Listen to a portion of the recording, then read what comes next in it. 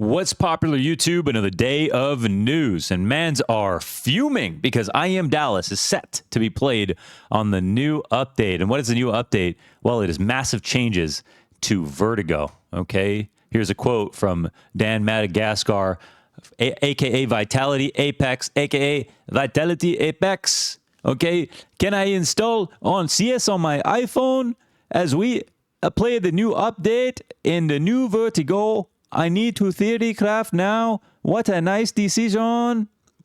Je m'appelle Apex. Why is he mad? Because he's always mad, but also because maybe he deserves to be. Look at how big these changes are. We're talking about a wraparound on the A side of Vertigo, a new catwalk that sort of mirrors the effect of what you have on the B site, where you can wrap into the back of the site. And also, as you see on the left side of the image, and we'll bring this around, we've got a new connector towards A, and you can see the sight line all the way into CT spawn, okay? So what does this mean? Immediately, first impressions, you're going to have a site that's more retakeable. You're going to have way more action. You're going to have way more attempts. I think less rounds end in smoke diffuses because now there's just going to be so many more options to fight without having to do that, even for the post plant, right? A site that's very retakeable is very takeable. A site that's very takeable is a site where the bomb goes down. So you're going to have sort of a cache-like effect, like A-site cache. Lots of attempts to plant, lots of retakes, and I think a lot less smoke diffuses. Now, people are still mad about this, and I get it. I mean, this is such a big change to a map that needed a change. Who knows if this is the right one? I'm sure they're trying something here to address some of the concerns about the A site, which in my opinion has most to do with the A ramp and how bad it is to try to fight into the A ramp. And I think that this does kind of loosen up the congestion around short with the sight line all the way back through spawn. It creates for some interesting, again, retakes and clutch situations, which I think is welcome.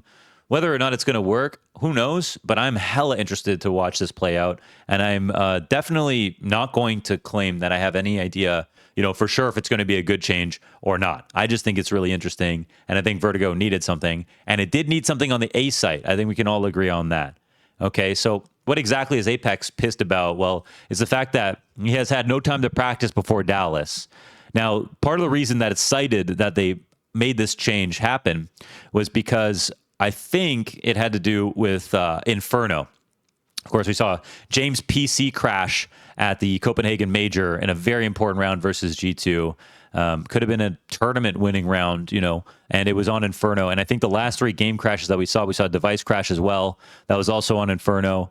All on Inferno. So I think that the update has maybe solved the Inferno game crash bug, and they want to play the update so the game is overall more stable. I just got back from doing a remote broadcast of Bet Boom Dacha, of course, where Team Spirit lost to Mouz in the finals, getting swept 3-0. We'll get to that in a second. 0 times was Inferno played at the whole event. So obviously, kind of weird to have events, to have a situation where people can't pick a map at all. Not ideal that now the map that some people play a lot and some people ban, maybe it's time for Simple to come back because Vertigo's changed, is a map that's brand new, okay? So we're going to have to see a lot of creativity on the fly. It's maybe not going to be the most quality CS, but we will be watching. This will be very fun to watch, of course, okay? And Dallas is more interesting than just this, all right? And there's more of a reason for Apex to be pissed, all right? Hooksy could not make it to IEM Dallas. So in his stead will be none other than Stewie 2K, ladies and gentlemen, registered on the G2 lineup for IEM Dallas. The former Cloud9 and Liquid Star said he is grateful for the opportunity to play the event and praised 2 of the team's players, Nico and Monacy, giving them a lot of credit here. And now the lineup for this event is going to be Stewie, Nexa, Hunter, Nico, and Monacy, okay? Stewie, he knows how to call a round or two, okay? Stewie, this is obviously amazing because it's Dallas. And Stewie coming home to Dallas, like G2 immediately win everybody's attention. Like, as an American, everybody's going to love Stewie in Dallas. Him playing on G2, this is going to be one of the most watched events on a map that he's in for sure, even if it's in groups. We'll see how much they can stand without having Hooksy. Obviously, that's sort of a weird player to have to replace your IGL. But this should be very, very fun to watch. Obviously, it's a stand-in opportunity. Stewie's been back in the game. He played on Legacy recently as a stand-in. I don't think that worked out. Don't exactly remember how many matches they played, but it was a very short stint and it didn't work out. They're playing against Falcons in the opening round. Who's not watching this game? Who is not watching this game? Okay. Yeah. So Stewie going to be playing Dallas on G2. And in some more North American news, Stewie's former team, Liquid, they never recovered after losing Stewie. Can I just say, Eternal Fire defeat Liquid 3-1 to claim $250,000, which is not a small purse, but this is an online grand finals, and it's versus Eternal Fire. And I just want to say, first of all, racism is well and alive, and I'm excited about that. I'm happy about that, and this is great for Eternal Fire. The sad part is that Liquid have two Canadians on it, so that's kind of the sad part. The other sad part is it kind of felt like you knew they were going to lose. That's the other sad part. They don't have the heart to keep up. I think in games like this, there's a quote from Xantares after the game ended where he said, I knew we were going to win from the beginning. And you could actually believe that he was saying that. He was saying that. Do you think anyone on Liquid believed they were going to win this event from the beginning? No, not in the form that they're in right now. That was a really poor showing in the final. I don't know how else to put that.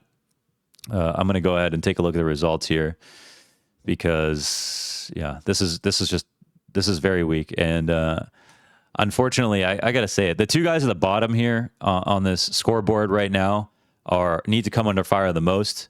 Like, Yakinder's negative 29 in KD in a best of 5 online grand finals. Okay, if Yakinder's made his bread somewhere, it's online. At the very least, where he made his bread is online. All right, so this is crazy. Like, I don't know if it's a confidence problem, but I always thought that Yakinder, of all players coming into CS2, where players like Apex, players like even Hooksy, players like Kerrigan, players like Chopper, lots of IGLs got a massive buff in CS2, playing a very aggressive, wide swing, first bullet, sort of like all or nothing entry playstyle.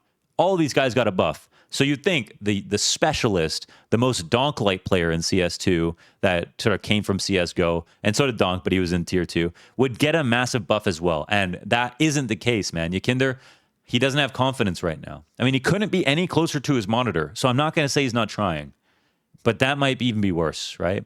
So if his heart's in it and he's not feeling the game, he's at the end of the wick, right? There's not much wick left for Liquid. For a team of this caliber, who are trying to be an S-tier roster, who are trying to close out events, that paid out the ass for Skulls, that paid for, I don't know if you paid for Twist, how much they paid for Yakin. It's an expensive lineup, okay? And it's because Liquid, they do fucking Marvel collabs. Like, they have so much, they're like part owned by Disney or whatever. They have so much money.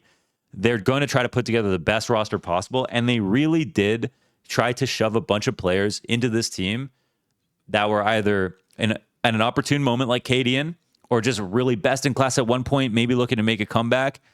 They got Yakinder out of IGLing, but it feels like there's a long tail end effect to Yakinder IGLing that he hasn't recovered from. And this is not going to fly. This is not going to fly, man. You know, them not qualifying to Copenhagen was one thing. But then there was sort of the sentiment from Cadian that, maybe some teams that made it won't make it as far as we would have. But he still kind of was a professional about it and was said, okay, well, we didn't win.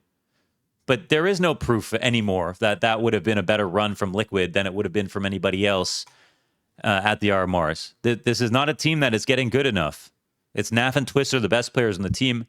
And I'm going to try to be unbiased about that. And Skulls also, he's a good anchor. He's not as good as he was on Pain. And it certainly doesn't help that, your two Overpass star players on Overpass, your star Opper and your star Rifler, are taking turns dying every round on CT side, right? This is a team that is not working right now. I think that they should try to make it work because I still see some I still see some potential. The biggest issue for me is I don't know what kind of team play could help Yakinder get better. Like, he's got a real personal journey to try to figure out how to improve at this point. He's the guy who, if you compare him one-to-one with someone like Donk, he's probably inspired Donk's playstyle, right? He literally, the stomp and wide swing playstyle that Yakinder brought into CS that works so well, you know, the wait 1 second wide swing refrag, like Donk is doing that to another level right now, showing it's still viable, most importantly, but also like there's his impact, right? He's shown that this works, and he's now influenced probably the best player in the game at the moment. So why isn't the Yakinder can't pull it off? He's the same guy, same tiny crosshair, closer to his monitor than ever, a better team than he's ever had before. Nav chirped him a little bit at this last event, said Yakinder's never won a LAN Grand Final. Yakinder needs to prove that he's more than an online beast, to be honest. So this is unfortunately someone I believed in so heavily, and I'm going to say it from the outside. There's not much time left. Shout out to Eternal Fire though for winning this event. So it's a big prize pool. It's a big prize pool, and I know they were, you know, two teams taking it very seriously. And I know the last thing they want would be to blame online for the reason that they did or didn't win.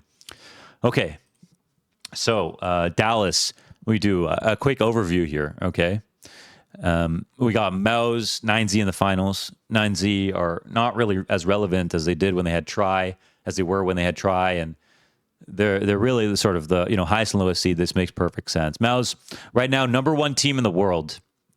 Okay, and it's I don't know if this is the right way to use this term, but like a Pyrrhic #1, in the sense of they're #1, but not in a.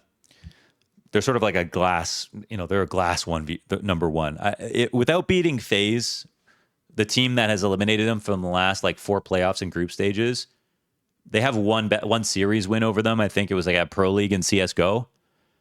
In CS2, they're Mouz's kryptonite. Mouz have never beat them. So it's very weird to call Mouz the best team in the world when the team that has made the most grand finals in CS2 and the only team they haven't beat to win an event, right? FaZe are still the best team in the world until Mouz beat them. They have collected enough points to say they're the best team in the world, but they themselves know that they're not better than a title contender right now. And if it was some random team they couldn't beat, then it wouldn't matter as much because they'd get eliminated from other rosters. But it's very likely Mouz and FaZe face each other at some point in a playoff, and that's when it'll be decided, which is pretty tasty. Okay, made that video on Shuhei, worth a watch if you didn't see it, on whether or not he could replace Kerrigan. I'm big on Shuhei, but I'm saying they gotta prove that. So you got Stewie versus Falcons, and on G2, that's going to be a great match to watch. You have Complexity Liquid, and there's this constant battle of who's the best in North America. Also, Halzerk's contract apparently is either finished or getting renewed, and it doesn't depend on results here at this event. So that either means he's walking dead and he can play without inhibition. He can play without inhibition and just have fun because he's getting cut, or his roster's getting renewed, or sorry, his contract's getting renewed. I have no idea which option. It does feel like his contract is ending. Otherwise, why would you say something like that before the event started? Maybe to soften the blow, but maybe Halzerk is getting cut. So we'd like to welcome Head Trick Complexity. No, okay. And then also the last match, Vitality Monty. Of course, Apex pissed about Vertigo right now. I don't think Vitality are nearly as strong as they want to be at the moment. Of course, the winners of the final CSGO major, but to get eliminated by FaZe at Copenhagen, this was an awful result. They just got completely wiped. They also got mopped at the ESL Pro League finals versus Mouz. So yes, it feels like they're a title contender, and if they have ZywOo, they always technically are. But at the same time, in these finals matchups, ZywOo is not there. ZywOo was the MVP of ESL Pro League, and it counts because he was the best player in all of these matches. Like, look at these score lines that he put up.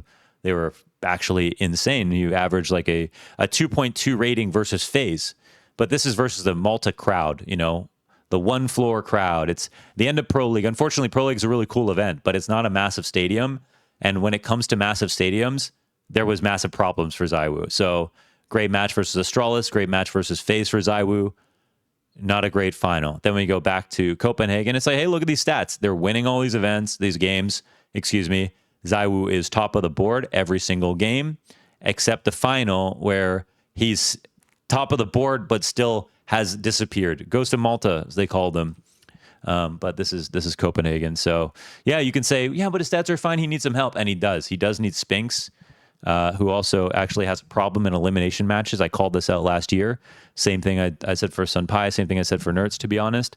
A lot of the players in the Ents lineup, I think, have problems with closing, but thought Spinks was over it. As someone who got really, really consistent throughout and was a really right-hand man to ZywOo. So he's not alone, but he's still on fraud watch. I hate to say it.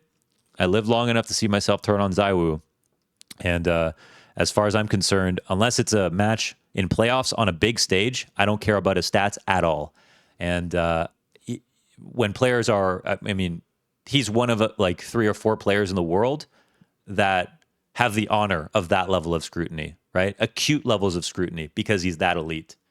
So I'm not here to mince my words and tell you about how good ZywOo is, except this one moment where he's kind of not good. No, he needs to be good in finals if he's going to be ZywOo, if he's going to be the chosen one, right? If he's going to be Mr. Trophy Sliding Bar, if he's going to be major champion ZywOo, if he's going to be top 1-2 player for the last 5 years, the highest level, most acute scrutiny for ZywOo is fair. So yes, for me, he's on fraud watch right now. I hate to say it. Okay. Dallas, look who's hanging and banging in Dallas is Josh Nissan, baby. We got me. I'm going to be on it. Okay, me and Connor are just casting a B stream from home for the first 3 days, and I think Darth Mike is going to be there on site yelling at the crowd. That's going to be really great. He's casting with Exner, which is really cool. Shout out to Exner for getting a chance to cast here at Dallas. That's a big jump up, and yeah, obviously. Dallas last year was fantastic. Dallas is awesome. Crowd is amazing. It's going to be a really, really fun event. Sad that I couldn't be there, but okay. So let's see. What else do we have? Mouz. Yeah, Mouz again to talk about the team who they are 9-0 in their last 3 best of 5 grand finals. ESL Pro League and CSGO. 3-0 over Vitality. 3-0 over FaZe, excuse me. 3-0 over Navi, excuse me. Over Alexi B. Navi. Then 3-0 at Pro League again. Back-to-back Pro League champions. Okay? 3-0 over Vitality. Ghost of Malta ZywOo. Into Bet Boom Dacia Belgrade 2024. No sleep. Cyclone was yawning behind them as they started the event and nearly lost to Team Bet Boom in the opening game. Had to make 2 comebacks. Then went through and cleaned the floor with everybody. Destroyed ZywOo. Destroyed Donk as well. 3-0'd Spirit in the grand finals. No chance. This is versus Donk and Spirit, who in the first Bet Boom were able to reverse sweep Jame, Virtus Pro's Jame, in a best of 5 grand finals on LAN. Donk did that. Into the late hours of the night, he was fragging, getting better and better every single round. And Donk, this poor kid, was still good. I'm going to say, Donk, this is an MVP, obviously, still well-deserved. Unlike with ZywOo in the finals of these last 2 events, Donk is not a problem in the finals at all. And when they got eliminated versus FaZe, he was also the only player that was worth mentioning. Spirit have a choking problem, okay? They have a choking problem right now. If people want to deny that because they look at stats, good for them. They don't know what they're talking about. Spirit have a choking problem. Donk is the only one not choking on this team. Maybe Magic's as well. We saw Zontix, Chopper, Shiro fold when it came to the stage in Copenhagen. When it came to this Bet Boom finals, this is the only kid worth watching on the team. This was a really bad look for Spirit. Now, should they make roster moves? Of course not. They literally have the best composition possible. Their problem is obvious as day. Now, whether or not they want to accept it, because I didn't hear Hallie talk about whether or not they had a choking problem. I don't hear any of them do that. You know, when Device was choking on Astralis, he was doing like these, he was doing this on stage and making it a joke, and then overcame choking and then won 4 majors, right? I don't see anybody on Spirit acknowledging this. What this is giving me is Nafany vibes. Nafany, who never admits that he's under pressure. Nafany, who always says, I'm going to be fine, and I don't care what my opponent's doing. I'm just going to play my game. We're going to win. We're getting the same kind of interviews out of Spirit, and then they're folding. Okay? 2 big games in a row. People are probably going to be like, well, why are you saying that is a big deal? It's only 2 games. This kid's 17. It's not him. He's doing great. That's the worst part of all. They're not even losing as a team. He's the one who's still getting impact, and then they're losing. He has less chances to get multi-kills, even though he still almost had more multi-kills, I think, than... He had more double kills and triple kills than he had 1-kill rounds at this event still. It's still donk. So, yes, he very much still deserved this MVP. And they got crushed in these last 2 maps in the final. He still barely pulled a positive scoreline. No one else was even close. They let him down. They let him down. They're choking, and they need to figure that out. They need to go straight for the psychology route. They need to go straight for the performance coach route. That's it. That's it. Chopper still needs it, man. Chopper's choked in his career as well at majors. It's not the first time. They need to do that, because even bringing in Shiro, who's got such a massive output, he was choking on Cloud9 as well. They choked at Rio on stage versus Mouz. They crumbled on Ancient, if you remember that comeback. People don't want to accept that, but they completely choked, okay? So they need to deal with that now, and then they can be the top team. They can be the best team in the world. They're the best player. They can be the best team in the world. Great system, everything. It's just nerves, Spirit. It's just nerves. Oh, and some better news. Metizport signed Plopsky. Plopsky, your time on NIP did not count, buddy. I think. Well, look at this game versus NIP. 2-0. Plopsky, man. Big man Plop. 1.26 here over NIP, his former lineup, who are trying to be like Metizport. You know, they're trying to be Swedish, except their 2 most important players are an Op and IGL, who are not Swedish. It's hard to come by, but you know what's fucked up? Metizport bench ZTR. What does that mean? Maybe he's going to NIP. I don't think this comes. There's no way, right? They didn't bench a player who's like a core part of a really successful lineup without selling him. Surely, right? Surely he's going to go to NIP, isn't it? Which is just sad, right? Because ETR's time on NIP didn't count. But if he goes back, what do we do, guys? What do we do if he goes back to NIP? I don't even know. I wasn't even prepared for this. I didn't think anyone would go back to NIP. So if he is going back to NIP, unfortunate, man. I guess that's just the way the money moves. He's one of the only IGLs in Sweden, and they need one. And NIP have to make a play before 2025, and they want to go back to being Swedish, which is a smart move. Will they be able to make it in time? I doubt it, but if they go full Swedish, at least it'll still be worth watching for different reasons. But if they get ZTR and Metizport doesn't have them, who are Metizport going to get? This is so sad for Metizport, who just picked up Plopsky and have Anilo. Right? So, yeah. Well, good to see Plopsky on a team again and playing well. Really sad if ZTR has gone back, and really sad about this one too. Gob B removed as Big's coach. This is crazy. Gob, guys. Gob is the most legendary German IGL, period. He was the best IGL. He's better IGL than Tabston ever was. Tabston's good IGL, but Gabi as a coach has definitely done a lot for this team. Why it doesn't work, I don't know. When I've casted, I don't like to talk about coaches that much. Off of tack pauses, he, in my opinion, clearly has had an impact, a good impact. But this was, I think, initiated by some of the players. That's what he said in his tweet. I think he said majority of the players sort of initiated this change. And maybe it's time, maybe it's time just for something new, whatever. They're not the best team they could be, right? But I find it hard to believe that this isn't basically the best coach you can find in Germany. Like, I don't know. So at least the rest of the lineup is German. That's really cool. I think that's made them fun to watch as well. This racism thing is working out. I'm telling you, it's you got like a lot of rosters here going back to their flags. You know what I mean? So that's good. But Gabi, this is tough. I don't think he wanted it, and I don't think I wanted it either. I didn't want that. All right, final piece of news here. nicoodoz to sub in for Degster at IEM Dallas. Visa issues, obviously, come sometimes with American events. nicoodoz is going to sub in for Degster, which means that nicoodoz is back to heroic. Hopefully they didn't call him names on his way out, right? nicoodoz, the third Dane on this roster, officially makes his lineup Danish again. Technically, I think. It's very awkward, yes, because they cut him and now he's back on.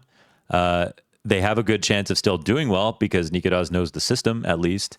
And maybe he can show what he's learned since then. This is actually a great opportunity for nicoodoz. People are going to be watching who might want to pick him up in the future. Okay, so it's actually not a small opportunity. It's a big one. And as for Degster, well, that sucks. And as for heroic, that sucks as well because with Degster, it was interesting. It was a good debut. It wasn't perfect, but it was good. It was promising, and we have to see how good we could have seen how much they've gotten better with him at Dallas. But no Degster for Dallas, so no big odds for I think an upset run from heroic, I would assume, unless it's power of a dead team type of thing. So yeah, I think that's it for the news right now. Lots of good stuff. Hope you enjoyed that, guys. It's way at the end of the video, right? So people are just hanging out now.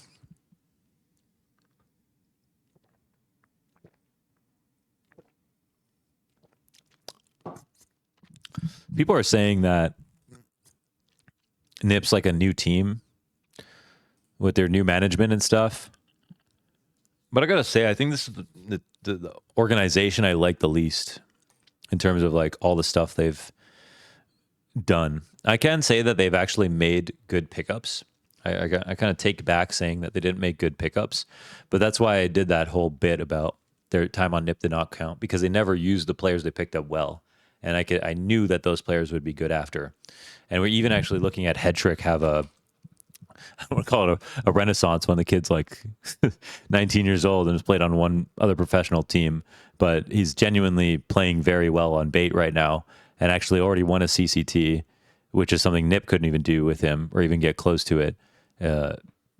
Even I called this. I called this that he would be good again. Like I knew he was a good player. So anyways, I don't know. Like people are saying NIP are a new team with their management. I want to see results at this point. I don't care if they're Swedish, international, whatever the fuck they want to be. I don't care what kind of like values they have as an organization or what they want to, proclaim that they are, what they stand for. I don't give a shit anymore. I just want to see good results, not wasting people's careers, and that's it. Performance-based team that wins. That's all I care about now. I think my priority is, as a fan of the game, is to watch players play to their maximum potential and watch teams play to their maximum potential. And I think all the conversations that I want to have are always based around who's playing to their potential and who's not, right? If someone's on fraud watch, is who's not playing to their potential. If someone's on fraud watch because they're just like a terrible player, have no potential, they wouldn't be on fraud watch, right? I wouldn't even care. So, but yeah, Spirit on fraud watch, G2 on fraud watch for dropping JKS, Vitality on fraud watch because ZywOo in finals, and because Spinks is not his right hand anymore. Navi on fraud watch till they win another event because, yeah, knew that major run was that was scrappy. I mean, I would give more credit to Navi as well if IMA was used better. As far as I'm concerned, this isn't a roster that will work. So the fact that they won the major is obviously at odds with that. And it's not that they didn't beat good teams, but like, how do you get away with your star rifler that you paid for out of getting to the finals of the CSGO major, be a .88 at your biggest event of the year, and you still, anyways, whole thing just is like silly to me. But yeah, the Astralis also kind of bowed out 2 semifinals in a row. I think it was 2 or 3. So Device is like, oh, I want to prove that we can do more here. He's doing good as an IGL though. He is doing good, surprisingly. Thought it was going to be like an electronic thing, but he seems like he's in it, which is really fun to watch. So disappointed with Liquid, dude. The scene right now is kind of messy, but I mean, it's just as entertaining as ever. Like, so many good teams to watch. It's like the most good teams to watch.